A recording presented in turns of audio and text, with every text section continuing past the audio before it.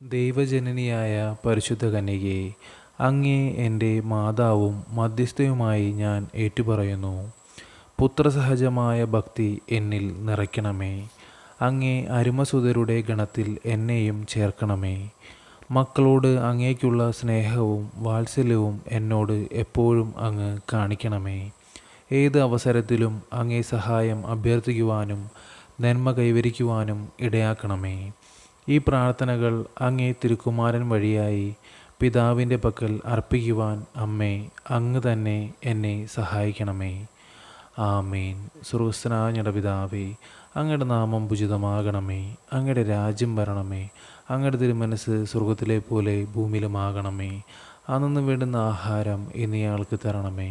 ഞങ്ങളോട് തെറ്റ് ചെയ്യുന്നവരോട് ഞങ്ങൾ ക്ഷമിക്കുന്നത് പോലെ ഞങ്ങളുടെ തെറ്റുകൾ ഞങ്ങളോട് ക്ഷമിക്കണമേ.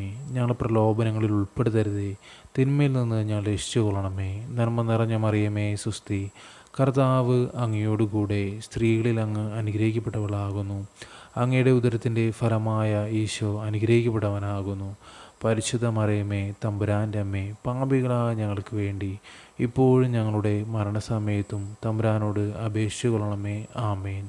പിതാവിനും പുത്രനും പരിശുദ്ധാത്മാവിന് സ്തുതി, ആദിലെ പോലെ ഇപ്പോഴും എപ്പോഴും എന്നേക്കും. ആമേൻ.